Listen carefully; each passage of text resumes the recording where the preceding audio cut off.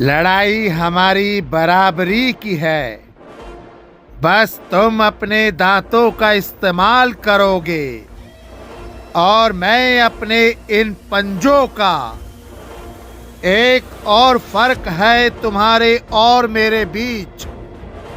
तुम इस जमीन पर रेंगते रहोगे और मैं इस खुले आसमान में ऊंची उड़ान भरूंगा।